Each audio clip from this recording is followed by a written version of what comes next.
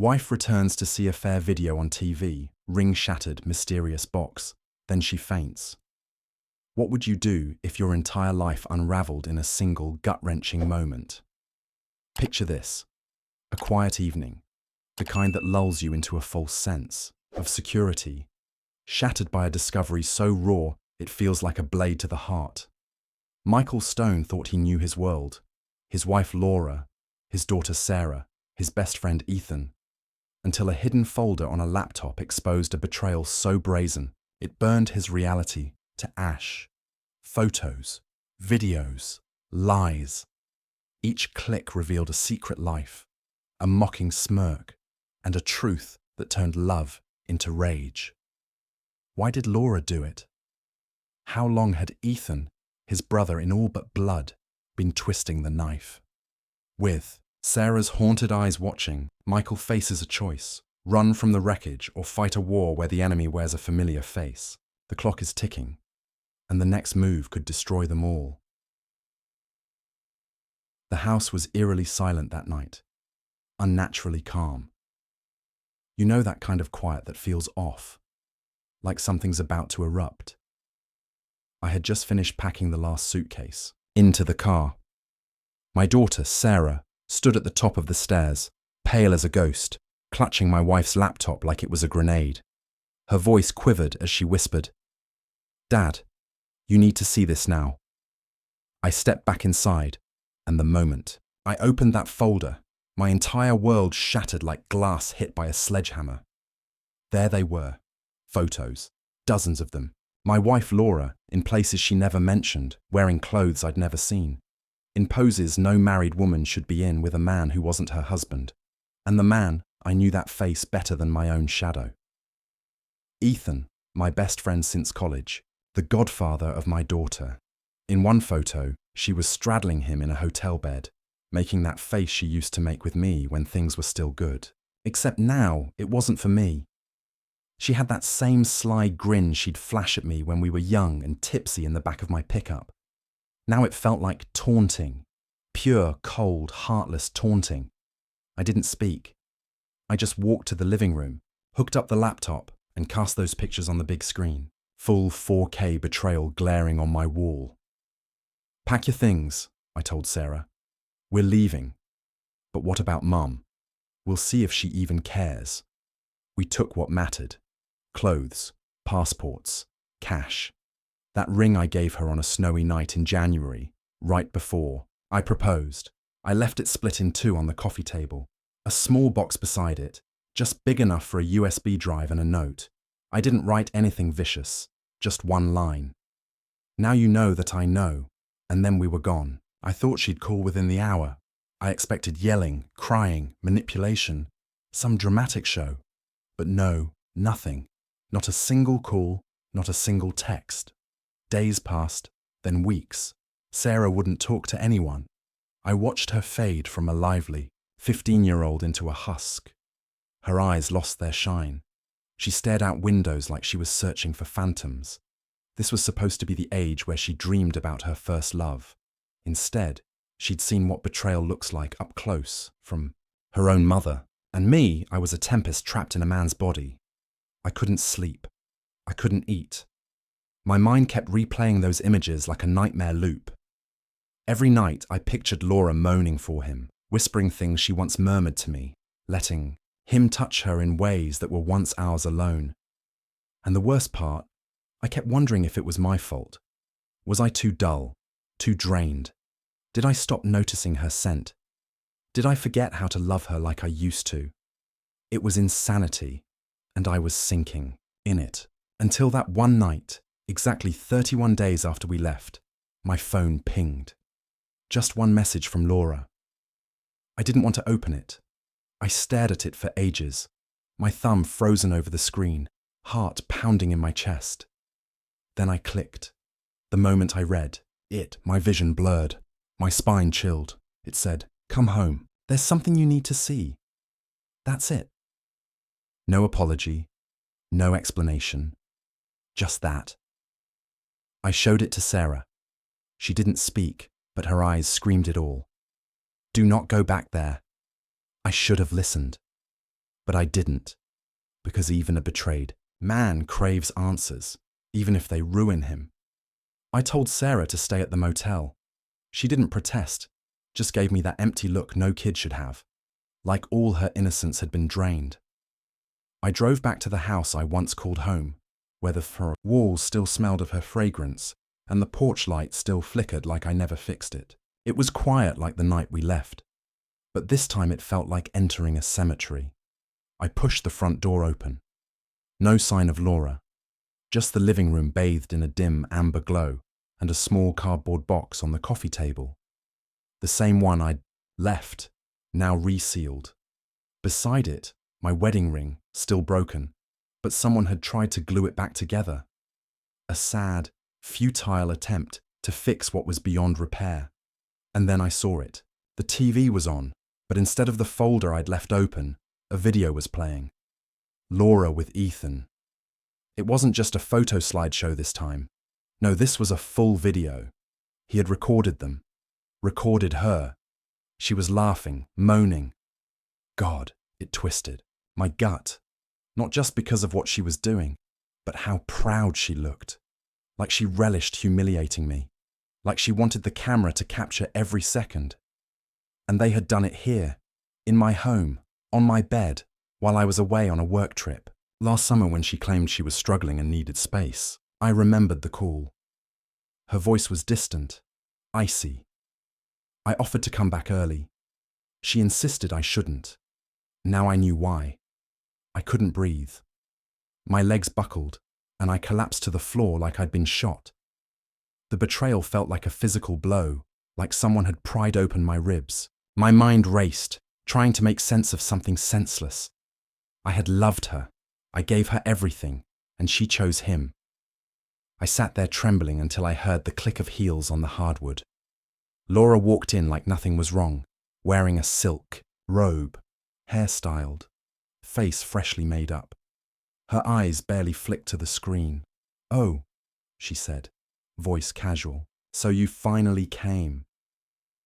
My jaw tightened. "Why?" She smirked. Smirked. "You didn't answer my texts. Thought this might grab you. That's how you grab me, playing a video of you with my best friend." She shrugged. "You left without letting me explain. I figured it's only fair you see what you missed." I stood, fists shaking. "You did this in our bed, on camera, with Ethan, my best friend. You lied to me, Laura, and you bored me, Michael. There it was, like poison to the soul. You stopped trying. You stopped touching me. I felt invisible. So I made myself seen. You could have talked to me. You could have fought for us. And miss out on real excitement." She snapped back. "You think marriage is enough? You think your weak kisses, your overcooked dinners, and your dull stories about finance meetings were going to keep me hooked?" I stared at her like she was a stranger. Because she was. This wasn't the woman I married. This was something else. Someone else. Cold, detached, toxic. She walked over, grabbed the box, and shoved it into my chest. "Take this and leave." I opened it. Inside was a tiny blue bracelet, our daughter's, the one Sarah wore as a baby. Laura looked me dead in the eye and said, "Tell Sarah I'm done with her too." She took what wasn't hers. That was it. No regret, no tears, just pure, unapologetic cruelty. I turned and walked out, gripping that bracelet like a lifeline. I didn't say another word. But in my chest, something began to solidify, something that used to be love, now morphing into something else. I didn't drive straight back to the motel. I parked at the edge of an empty lot outside town, killed the engine, and sat there. The bracelet in my hand felt heavier than it should. I stared at it. Small, blue, worn. Sarah had worn it through her toddler years, refusing to take it off, even in the tub. That bracelet had survived scraped knees, birthday parties, and bedtime stories. And Laura had weaponized it like it was nothing. "Tell Sarah I'm done with her too." Those words kept echoing. They didn't just sting. They seared. She wasn't just a bad wife. She was a cruel mother. I had always assumed no matter how far we drifted, She'd never abandon our daughter. But here we were. The rain started while I sat there, first soft, then heavy, pounding the windshield like hail. But I didn't move. Couldn't. Every time I closed my eyes, that video returned. Her body pressed against Ethan's. The way she laughed at his dumb jokes. How natural it looked, as if she'd been living a double life all along. The betrayal didn't stop at Laura.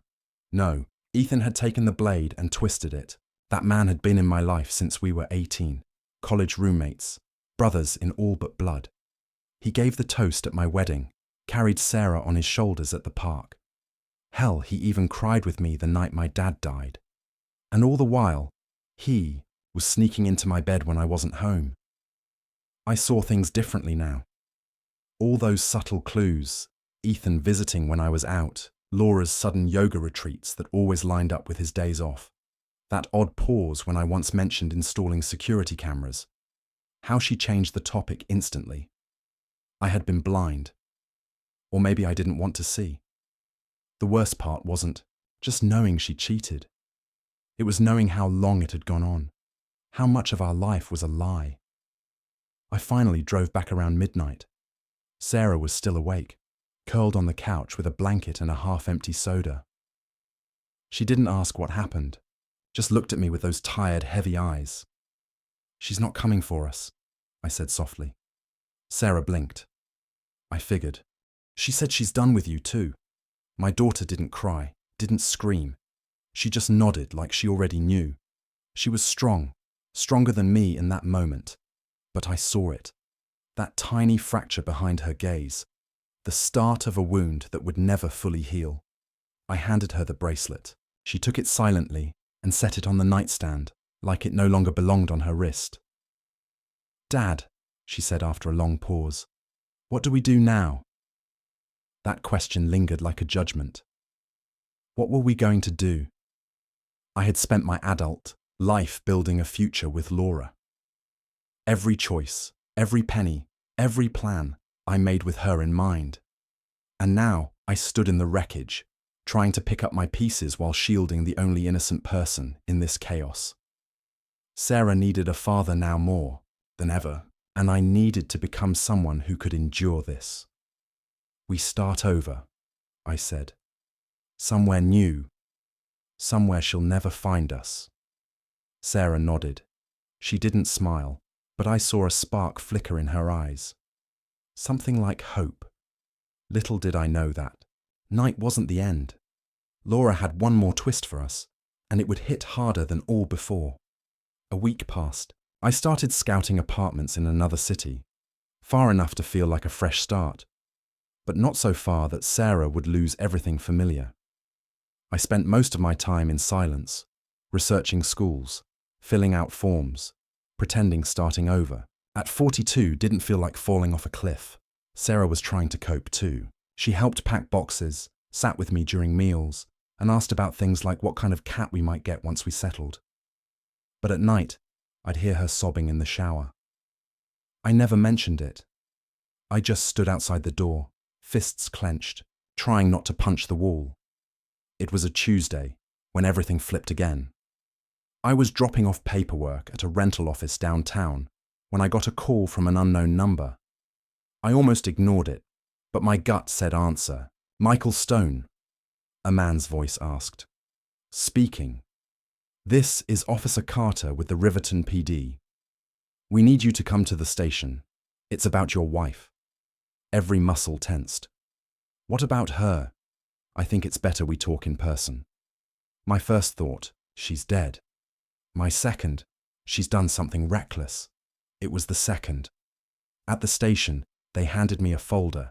Inside was a police report, a domestic disturbance call from 2 nights ago.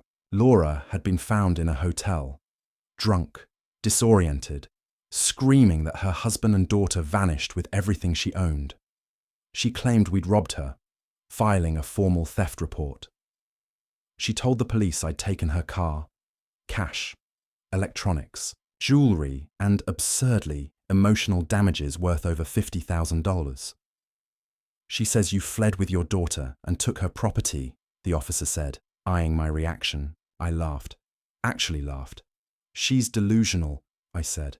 I left her after discovering her affair with my best friend. I have proof. Photos, videos, timestamps, everything. We figured something was off, Carter replied. That's why we called you. But she's pushing hard. Wants charges filed. Keeps showing up, demanding action. I sat back and closed my eyes. Laura wasn't done. She didn't just want to wound me emotionally. She wanted to ruin my name, drag me to court, and play the victim. The same woman who couldn't bother to call her own daughter after abandoning her now claimed she was the betrayed one. I gave the officer a flash drive with the photos and videos. I explained everything. He nodded, visibly disturbed. "Will, ensure the report reflects this," he said. "You won't be charged, but keep records. She might escalate." Escalate? She was already wielding a wrecking ball. When I left the station, I realized something. Laura wouldn't stop because she was sorry. She'd stop when there was nothing left of me to destroy. That night, I told Sarah everything. "She called the police?" she asked, stunned. "Why?" "Because losing us wasn't enough. She wants to crush us for leaving." Sarah stood silently, then said, something I'll never forget. "She's not my mum anymore." Those words hit harder than anything. Because now I knew, for the first time in weeks, I wasn't the only one plotting retribution. 2 days after the station, I came home with takeout. Sarah was on the motel bed, laptop open, eyes glued to the screen with the same focus she'd had studying for exams. She didn't look up as I entered. "Dad," she said, voice calm but sharper, colder. "Come here. I want to show you something." I set the bags down and walked over. On the screen was Laura's Instagram. She'd unblocked us. For the past month, we couldn't see anything, but now it was wide open, like she wanted us to look. New photos, new captions. Laura in designer outfits, lounging by a pool at a resort I didn't recognize, sipping cocktails, smiling. Some shots were clearly taken by someone else. Then there was a video, her dancing by a fire pit, laughing, with Ethan's reflection caught in a window behind her. But what froze me was the caption, "Starting fresh after the worst betrayal of my life, left with nothing but rebuilding everything. Resilience, healed first." I nearly crushed the mouse in my hand. "She's flipping the story," I muttered. Publicly. Sarah clicked a few tabs and pulled up a YouTube video Laura had uploaded. A 10-minute monologue titled, "When They Break You, You Rebuild." She looked rehearsed. Hair perfect, makeup flawless, lighting staged. She sat on a couch, tissue in hand, sniffling as she told the world how her husband abandoned her, manipulated their daughter, and left her traumatized by years of emotional neglect and lies. "I trusted him," she said on camera. "I really did. And then I found out he'd been using me, lying for years. I guess I was too blind to see, but now I'm not scared anymore." The comments were filled with strangers calling her brave, inspiring, a survivor. Sarah slammed the laptop shut. "I can't watch another second," she said, teeth clenched. "She's vile." I nodded. My blood felt like lava. "She wants to control the narrative," I said. "Ensure no one sees her as the villain." Sarah stared at me. "Then we make sure they do."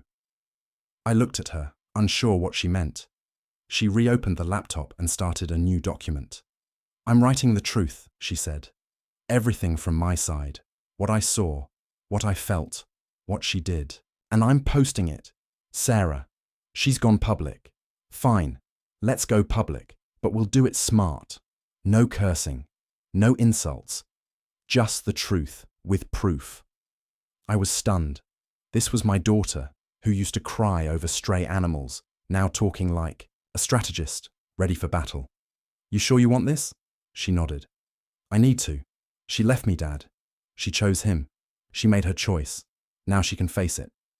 So we began gathering everything. Photos, screenshots, chat logs, the video I'd left on the TV. I'd kept it all. Sarah organized it into folders, labeled like court evidence. We recorded a statement together. She spoke. I stood behind her. We didn't cry. We didn't yell. We told the truth clearly, and when we posted it, it exploded. Thousands of views overnight. People shared it, commented, messaged us. Some were shocked, some furious, some dug deeper, finding Laura's deleted posts, spotting holes in her story. The next morning, Laura's profile went private. I knew we'd struck her where it hurt, but what I didn't expect was what came next. The day after our video went viral, Laura showed up at the motel with a camera crew. I heard the knock before I saw them. 3 sharp raps on the door, then silence. I checked the peephole, expecting a delivery or motel staff. Instead, I nearly laughed in disbelief. Laura, in a crisp white blazer, oversized sunglasses, and that smirk that said, "I'm still in control." Beside her, a woman with a camera. Behind her, a man with a microphone clipped to his shirt, holding a clipboard. The van outside read, "Heartbreak and Healing, Real Stories, a Reality Show." I opened the door slowly. Laura removed her sunglasses dramatically, like she was on a film set. "Michael, finally. I've come to give my side." "You already gave your side," I snapped. "Online, with lies." "This is different," she said, stepping forward, gesturing to the crew. "This is closure for us both." The camera woman raised her device. "Can we film inside?" "No." "Then we'll capture ambient reaction now." "You're not filming my daughter. You're not filming this door. You're not filming anything." Laura waved her hand. "Relax. It's just publicity. You made your video. You made me look like a monster." I laughed bitterly. "You did that yourself." She stepped closer. I smelled her perfume, the same one from our dancing days in our 20s. That scent that once felt like home now reeked of venom. "You want to play dirty?" she whispered, voice low and icy. "You think people believe your sob story? Let's see how long you last when I take this to court." "You're threatening custody now?" I asked. Her smile didn't reach her eyes. "I'm threatening everything." I stepped back and slammed the door. My hands shook, not from fear, but fury, white-hot fury. She'd crossed another line. Sarah was already standing in the room, clutching her phone. "I saw them," she said. "I filmed from the window. We have proof she came with a crew to ambush us." I nodded. "Good. We'll need it." We watched her footage. Laura's smug face, the cameraman scanning the hall, the mic guy holding a slate like this, was a twisted documentary, all recorded. I called my lawyer that night. We'd spoken once before, but now I laid it all out. The affair, the video, the false police report, the online smear, and now the in-person ambush with a production crew. "I want full custody," I told him. "Airtight." He didn't hesitate. "We'll get it, but brace yourself. She's unhinged." That kind of ego doesn't fade quietly. The next morning, I filed for divorce. No more waiting, no more doubt. I'd let my emotions tangle me long enough. She'd burned our marriage. I was done choking on the ashes. Sarah hugged me after I returned from the courthouse. "So that's it?" she asked. "No," I said. "That's the start, because now we're done reacting. It's time to fight on our terms." The court hearing felt colder than it should have, not the weather, but the silence in the courtroom lobby. That heavy quiet, like the world was waiting to see who'd break first. Sarah sat beside me in a simple black sweater and jeans, clutching her folder like a shield. Her hands trembled, slightly, but her jaw was set. I'd never seen my daughter this determined. Not during tests, not at recitals. This was different. This was war. Laura arrived 15 minutes late, of course, strutting in like it was a runway. High heels, white pencil dress, oversized sunglasses perched on her head. And Ethan, trailing behind, in a suit that looked borrowed and too tight. They didn't speak to us. Didn't even glance over. but I felt her smirk aimed at my heart. The judge, a grey-haired woman named Helen Grant, had sharp eyes and no patience for drama. "Let's begin," she said. "Custody, defamation, spousal misconduct. Mr. Stone, your counsel has filed exhibits." My lawyer stood, calm, precise. One by one, he presented everything. First the photos, then the messages, then the video, censored, time-stamped, played silently but clear enough to make the courtroom squirm. Laura didn't flinch. Ethan looked like he wanted to vanish. Then the final strike. Sarah's recorded testimony, a 4-minute video where she spoke to the judge, explaining in her own words what she saw, felt, and why she didn't feel safe with her mother anymore. "I love my mum," she said at the end, "but I can't trust her. She didn't just cheat on my dad, she betrayed me. She left me behind." A long silence followed. Laura stood to speak, fake calm as ever. "Your Honor," she began, "this is an emotional teenager reacting to a tough family situation. I was neglected for years, emotionally abused." "Where's your evidence?" the judge asked sharply. Laura blinked. "Well, I don't have physical proof, but you filed a false police report. You brought a reality TV crew into a private family matter. You attempted public defamation of your husband, online. And you brought your lover to court today, who, I note, is at the center of this mess." Laura opened her mouth, but nothing came out. Judge Grant leaned back, adjusted her glasses. "This court rules for Mr. Stone. Full custody to the father. Visitation rights suspended until the mother undergoes court-mandated therapy and family counseling." Laura froze. Ethan stood, then sat back down. I didn't celebrate, didn't smile. I just exhaled, like I'd been holding my breath for months. As we left, Laura tried to follow. "Michael!" she called, voice breaking. "Please." I turned once, not from pity, not because I cared, but to let her see it. Me, walking away, holding Sarah's hand, leaving her behind where she belonged. A liar, a manipulator, a woman who destroyed everything she touched and lost the only thing that mattered. Her family. She stood on the courthouse steps, watching us disappear down the street. For the first time since this began, she looked small. 3 weeks after the ruling, we moved. A modest apartment 2 cities away. Nothing fancy, but clean, quiet, far from anything that reminded us of her. Sarah chose the room by the window. I didn't argue. She needed the light more than I did. We found a rhythm. Mornings with cereal and quiet. Evenings with movies we didn't finish. In between, school for her, work for me. It wasn't joy, not yet, but it was calm until the box arrived. No note, no return address. Just a plain square package outside our new door, like a ghost from the past. Sarah found it first, calling me over, brows tense. "Did you order something?" "No," I said. "You." She shook her head. I picked it up. Light, maybe shoebox-sized. I didn't open it right away. Something felt off, too deliberate, too silent. Inside, under layers of tissue, was our old wedding album, altered. The cover was slashed across the middle, like someone used a utility knife. Half the pages were gone, and the rest had red marker scribbled over my face in every photo. Angry, jagged X's. One had liar scrawled across my forehead in thick letters. A USB drive was taped to the back page. I knew better. I should have tossed it, but curiosity is cruel when you're wounded.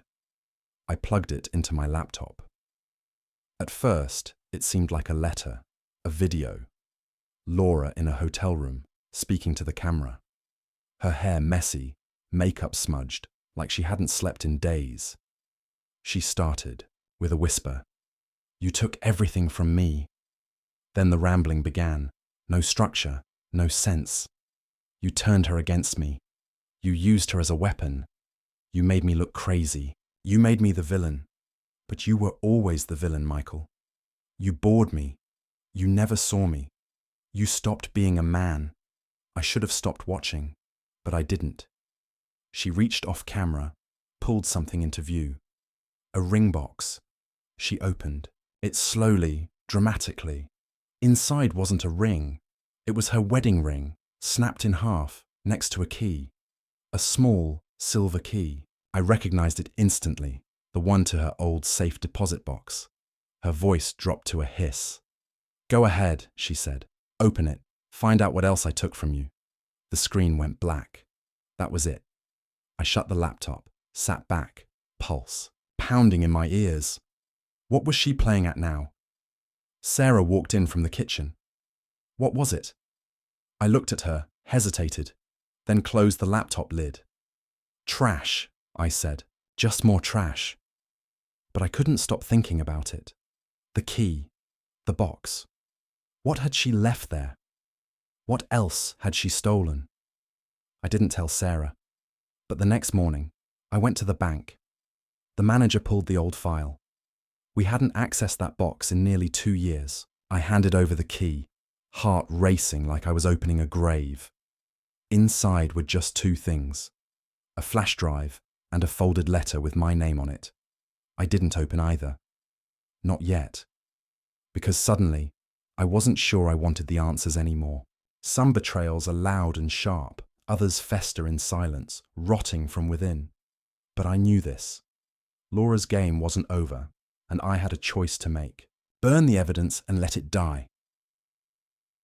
Betrayal cuts deeper than any blade, leaving scars that whisper lessons in the quiet of survival. Michael and Sarah's journey through Laura's deception reveals a raw truth. Love can blind, but truth demands clarity. Their story teaches us to trust our instincts when shadows flicker in familiar faces. Those closest can wound the most. Never ignore the signs. Subtle clues like Laura's retreats or Ethan's visits are warnings etched in silence. Resilience, as Sarah showed, isn't loud. It's the steady choice to rebuild from ashes. For those betrayed, the advice is stark. Guard your heart, but don't let it harden. Document your truth, as Michael did. For proof is power against lies. Above all, protect what matters. Sarah's bond with her father became their anchor. Life's darkest moments demand we choose.